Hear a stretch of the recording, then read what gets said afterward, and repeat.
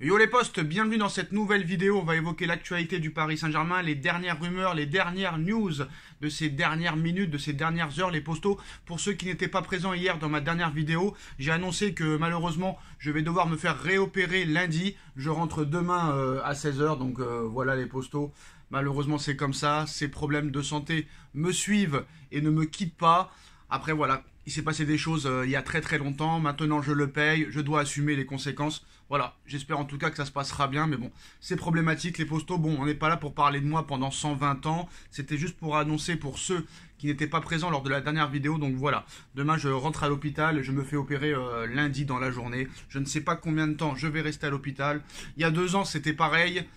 Et j'avais réussi à faire des vidéos là-bas sur place. Donc on va essayer aussi demain de faire le débrief du trophée des champions PSG Nantes. Mais voilà, Thug Life, comme disait Tupac. Tupac, légende du rap, hein, Thug Life, vie de merde et vie de merde les postos. Mais on est toujours vivant et on va évoquer l'actualité du Paris Saint-Germain. Hein. Comme vous le savez, le dossier Milan Skriniar, le dossier Renato Sanchez, ça bloque. Très clairement, ça bloque. On a vu que le Paris Saint-Germain n'a pas réussi aussi à faire venir Scamacca. Pourtant, Scamacca a rejoint West Ham pour seulement 36 millions d'euros, alors que le PSG en avait proposé 40 et Sassuolo en voulait 50. On a voulu prendre le Paris Saint-Germain encore pour des pigeons.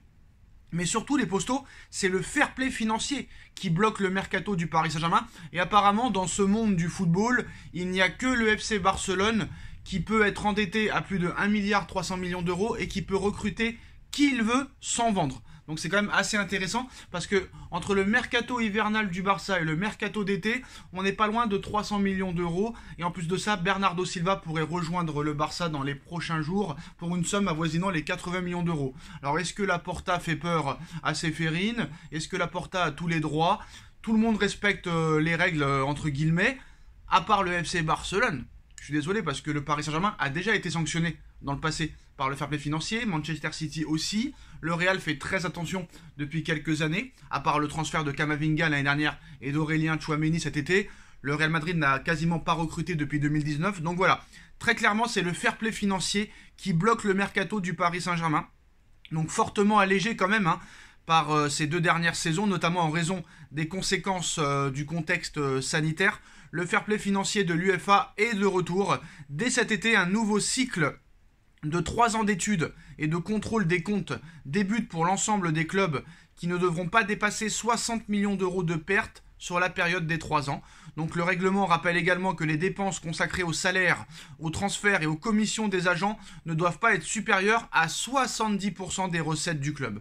Donc une contrainte qui explique notamment la teneur du mercato estival parisien, fort de ces 3 nouvelles recrues, hein, Hugo Ekitike, Vitinha et Nordi Mukiele. Le PSG avance, en effet, mais au ralenti sur d'autres dossiers, et pour cause, hein, avec une enveloppe de recrutement d'environ 80 millions d'euros, le Paris Saint-Germain, qui doit également assumer les salaires de Kylian Mbappé, de Lionel Messi, de Neymar Junior. On a déjà dépensé une bonne partie, comme l'indique l'équipe dans son édition de ce samedi, de l'option d'achat de Nuno Mendes de près de 35 millions d'euros levée cet été auprès du Sporting Portugal, à la première tranche des 41 millions d'euros versés au FC Porto pour Vitinha, en passant par l'indemnité de transfert pour Nordi Mukiele de 10 millions d'euros, étalée comme on l'avait vu sur 4 ans. Donc les dirigeants parisiens doivent se limiter. Une réalité qui explique notamment la difficulté pour Luis Campos de finaliser d'autres dossiers tels que Milan Skriniar ou encore Renato Sanchez. Là, très clairement, je pense que le mercato va être au ralenti. Il va falloir absolument que Antero Henrique et Luis Campos fassent une masterclass sur les ventes. Wijnaldum, Idrissa Gueye, Rafinha, Leandro Paredes et aussi Kalimundo, dont c'est le joueur peut-être le plus bankable, Thilo Kehrer aussi.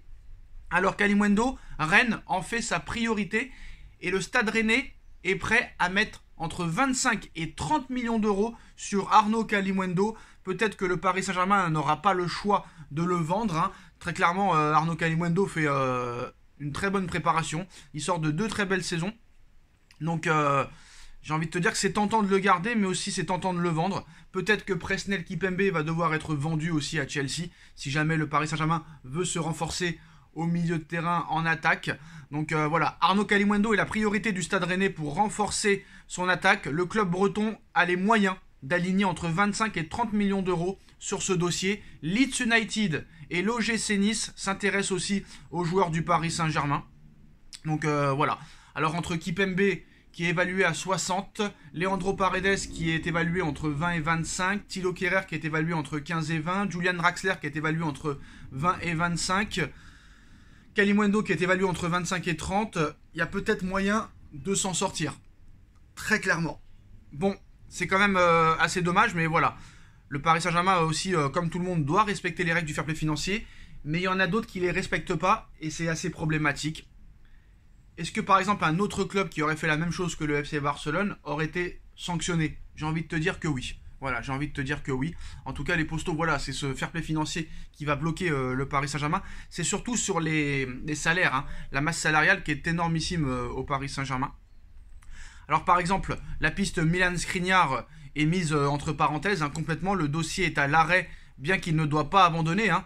Cause enveloppe de recrutement de 80 millions d'euros de base déjà bien entamée, plus nouveau cycle du fair play financier avec nécessité de vendre pour alléger la masse salariale. L'option d'achat de 35 millions d'euros de Hugo Ekitike sera automatique si le Paris Saint-Germain termine dans les 2 premiers au classement de Ligue 1 cette saison. Donc voilà, ils sont très forts, Reims. On sait très bien que le PSG finira champion, quoi qu'il en soit, à moins d'une deuxième place catastrophique, mais quoi qu'il en soit, Paris sera dans les 2. Ça c'est sûr et certain. Donc voilà, maintenant ça risque d'être un mercato compliqué. Il va falloir que le Paris Saint-Germain accélère sur les ventes, très clairement sur les ventes. En ce qui concerne Neymar, Christophe Galtier veut utiliser Neymar en deuxième attaquant dans son 3-4-1-2, aux côtés de Kylian Mbappé et devant Léo Messi, hein, pour la saison à venir. L'Argentin et le Brésilien doivent aussi pouvoir alterner à l'occasion. Sur la vente de Neymar, on a vu que Manchester pourrait être intéressé si jamais Ronaldo venait à partir. Ce qu'il faut savoir, c'est que le PSG, je pense, cherche à se débarrasser de Neymar, surtout pour pouvoir acheter après et rester dans les clous du fair play financier. Parce que je pense que le PSG en a marre de se battre contre Séphérine. On pensait que le PSG aurait eu tous les droits, hein, entre guillemets, après le soutien de Nasser El Khelaifi envers Séphérine pour le projet Super League, alors que contrairement à Nasser, Johan Laporta était pour la Super League et contre l'UEFA. Apparemment, dans ce monde, plus t'es méchant, plus t'es apprécié, hein, des gens. Donc voilà, je ne comprends pas un petit peu, mais bon, c'est comme ça les postos, il faudra respecter les règles du fair play financier. Bon, demain, premier match officiel du Paris Saint-Germain, PSG Nantes pour le trophée des champions. On va voir ce qui va se passer, on espère voir du jeu, on espère voir des buts, on espère voir une victoire, les postos. En tout cas, on espère se régaler.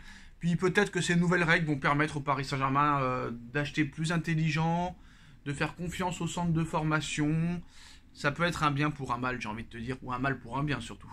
Voilà les postos, on like, on partage, on commente, on s'abonne et on se retrouve très vite pour une nouvelle vidéo. Tchuss.